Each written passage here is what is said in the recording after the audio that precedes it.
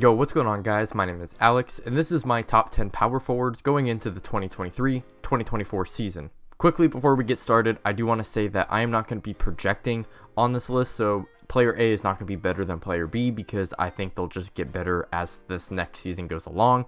This is simply based off of last season alone, and if for some reason you don't see one of your favorite players on this list, that may be because they may end up on another list because I don't consider them a power forward. For example, Anthony Davis, he will not be on this list, who will be on my top 10 centers video. But with that out of the way, let's get started, and I did want to give two honorable mentions, which are Paolo Banchero and Kyle Kuzma. For me, these two guys had some really great seasons. Paolo, especially as a rookie, I think proved a lot of doubters wrong. He proved to be a very versatile scorer, but the efficiency just really wasn't there, which is fine. He's a rookie, so we'll see how he grows into this next season. And also with Kyle Kuzma, like, again, he is also a really good scorer as well, but defensively just kind of lackluster. A lot of these guys on this list, I think, are just better two-way guys, and they just proved to be a little bit more consistent than Kuzma. But with my honorable mentions out of the way, let's start at number 10, and at number 10 I have Jeremy Grant. From being on Denver, where he was simply just kind of a 3-and-D guy, to a guy who now on the Blazers that are going to be absolutely abysmal. He's definitely going to have a lot more opportunity to be a scorer, as he has been ever since he's left Denver in the past couple of seasons. He's turned himself into a pretty reliable scorer, scoring about 20 points per game, and his three-point shot was at its best last season, where he was shooting 40% from three on some pretty decent volume. And then of course defensively, that's where I honestly think Jeremy Grant shines the most. Definitely one of the more versatile defenders in the league, just because of how quick he is and just his length in general. But the main reason why I just kind of don't push for him to be any higher is that his rebounding, just especially as a power forward and with how athletic he is and lengthy he is, his rebounding just really isn't that great. But I love Jeremy Grant. He's definitely one of the better power forwards, which is why he is here at number 10. Moving on into number 9, and this is where my hate for this player just really continues to shine.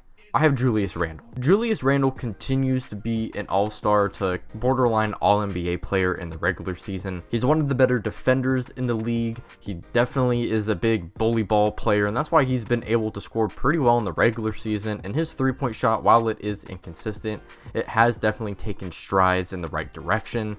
And rebounding as well, I think Julius Randle is a very good rebounder, and his playmaking and passing, I think, has also improved as well. However, as the years have gone along, Julius Randle just continues to poo-poo his pants in the playoffs. In case you guys were not aware of what Julius Randle did in the playoffs this past postseason, let me just inform you. He averaged 16 points a game on 37% from the field, 25% from three on 6 attempts, by the way. His rebounding went down quite a bit. He only averaged 8 rebounds. His assist numbers also went down. His turnovers also went up. And this is, of course, comparing it to what he did in the regular season, where all of his numbers were very solid. But again, the postseason drop is just absolutely criminal, and for that reason alone, he truly just can't go any higher. I understand that Julius Randle is an all-star level player, but dude, you just can't continue to poo-poo your pants in the playoffs and expect us to rank you as a top 5 power forward. That's just not how it's going to work. Moving on into number 8, I have Evan Mobley. While Evan Mobley is definitely not the offensive weapon that Julius Randle is, he is by far and away a better defender. He was one of the finalists for the Defensive Player of the Year award,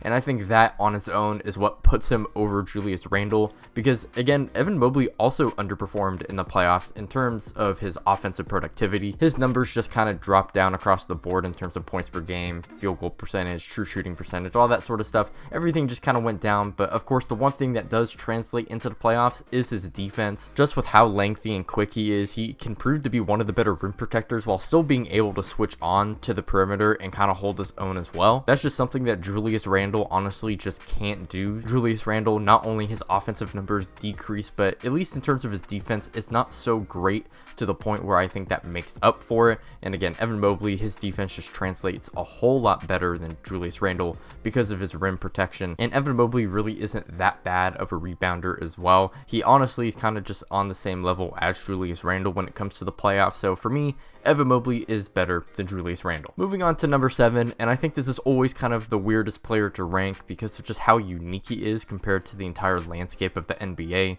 but I have Draymond Green. Draymond Green also continues to prove that he is one of the better defenders as well, not because of his perimeter defense, but also just being able to anchor the defense, especially at his height, where he's borderline 6'5", 6'6". It's quite impressive what Draymond continues to do, especially as he gets older. But I think what puts Draymond over Evan Mobley, in my opinion, is that I feel like the defense, although Evan Mobley I think is better, I think Draymond is very close to him. And then at least in terms of offensive productivity, of course we're not going to be getting big scoring numbers from Draymond Green, but his ability to play, make, and pass, and also rebound at a pretty high level as well, at his size, I think is very impressive, and he's definitely one of the biggest engines in the Warriors offense. So regardless of what you think about Draymond's offensive skill set, he's definitely necessary for this Warriors team, and even if his field goal percentage does go down, I do still think he makes a high impact on the offensive end. Moving on into number 6, I have Lauri Markkanen. Lauri Markkanen had one of the best seasons of his career. Is a reason why he won Most Improved Player. He turned into a phenomenal scorer, especially because of his three-point shooting, which was one of the best in the league. And I think what puts him over Draymond Green is the fact that he is just very free-flowing. He doesn't necessarily need the ball in his hands to really succeed. I actually think a lot of his offense is based off, running around, coming off of pin down screens, shooting in the corner. A lot of it isn't really so ISO heavy, and the fact that he's able to average like 26 points per game on mostly off-ball productivity and just, maybe even rolling to the rim and stuff like that, I think that's really impressive. Of course, the defense isn't really all that great. He is very big, kind of slow on his feet laterally, but again, the offensive productivity I think is kind of what puts him over guys like Draymond Green and Evan Mobley. But the reason why Lauri Markkanen really can't go any higher is because of his lack of ISO scoring. I think that is definitely a work in progress, and I truly don't know how great it can be, again, because of his height and just kind of how slow he is, at least compared to other players his size. But just as it stands right now, he is very good on that side of the ball. Again, three-point shooting, top notch, great finisher around the basket as well. Just his whole offensive game I think is very good, and it's very deserving to be at number 6. Moving on into number 5, and this is also a really questionable one for me. I'm not really too sure how to rank this guy, but it's going to be Zion Williamson. The reason why I really struggle with ranking Zion is because of his injuries, and I know in my previous video when I talked about Kawhi, I had ranked him as number 1 because I thought he would be going into the season pretty healthy. And even with that being said, I would not be surprised if Kawhi ended up only playing, maybe 50 to 60 games next season. But with Zion, I don't even know how many games he's going to be playing. Like, he legitimately could not play at all, or he can play maybe 29 games like he pretty much did this past season. I truly don't know, so I just can't really put him that high because of it. But he has to be here at number 5 because even in the games that he did play last season, he was very good. The scoring around the basket continues to be super valuable for this Pelicans team, and I also think that Zion is a pretty underrated passer slash playmaker as well. Kind of an underrated side to his game because of all the flashiness that he does possess. I also thought that his defense as time went along got better as well this season, so it'd be pretty interesting to see going into this next season if that will continue to happen because it was such a short sample size. But again, based off talent alone, I think Zion has to be in this top 5, but there's other guys at least just this last season where they played way more games than he did, and I still think they were also very good as well and pretty comparable and on the same tier, so I feel like I had to put them over Zion. But Zion can very well play, 60 to 70 games this next season and just have some really good non-injury luck. And, this list will look pretty stupid, but I'll rank him high next year. So, moving on to number 4, though, and I have Jaren Jackson Jr. Jaren Jackson Jr. won Defensive Player of the Year. I think that on its own is a lot of value. He averaged 3 blocks a game, one of the best rim protectors in the NBA. He's simply a top 5 defender in the league. As the season went along, Triple J's offensive game, I think, just really took the necessary steps that it needed to take. His efficiency just in general skyrocketed, not only because he had one of his better three-point shooting percentage years in his career, but also just his general efficiency around the rim I think improved as well. His rebounding is also improving as well, especially at his size. He could definitely be better, but he is improving in that aspect. And honestly, I could definitely see JJJ being higher on this list depending on how he progresses, but again, it's not projection, so he's here at number 4. Moving on to number 3, and I have Pascal Siakam. The thing with Pascal Siakam, and again, I can see, people's arguments on maybe saying JJJ is better than Siakam, but for me, I think Siakam is also a very versatile defender. Of course, not on the same level as JJJ, but in terms of his offensive game, Siakam is definitely more polished.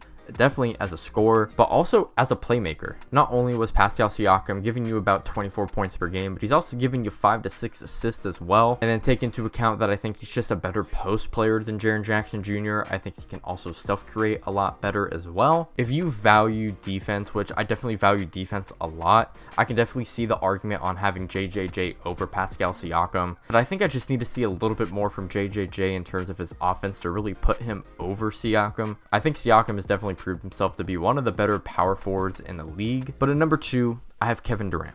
We all know his skill set. We know he's one of the best scorers in the league. He's also improved as a passer slash playmaker, and I think his defense does slightly get underrated. And he also had one of his better efficiency seasons in his entire career. It's quite impressive what he's been able to do as a scorer, especially since a lot of his shots are just coming out of the mid-range and not so much at the rim or even as a three-point shooter. But with that, all that being said, again, he's at number 2. KD is a top 10 player in the league.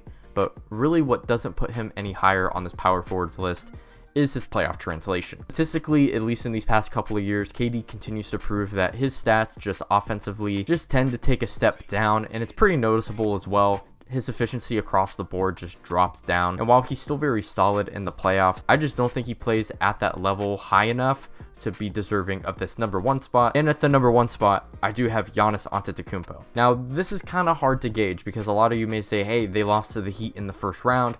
They shouldn't have lost that series. Well, Giannis was injured, and even in the games that he did play, I thought he still played very good. His scoring numbers did go down. He did miss half the series, but I still thought he played very good, and defensively as well, I think there's a major gap. And when it comes to just overall productivity in the playoffs, I just think he kind of exceeds what Kevin Durant does at this point in his career. So with that alone, I think Giannis is the best power forward in the league. It's pretty self-explanatory. Honestly, there's not too much to say. We know Giannis is either the best or second best player in the league. I think he's very deserving for this number 1 spot. Well, those are my top 10 power forwards going into next season. Let me know down below what y'all think. If you enjoyed, make sure to like and sub. I'm trying to get to 1,000 subs by the end of the year, so it would mean a lot. Make sure to check out my socials down below in the description. You can also check out this video somewhere on the screen where I go over my top 10 small forwards going into next season. Anyways, I'll see you on the next one. Peace out.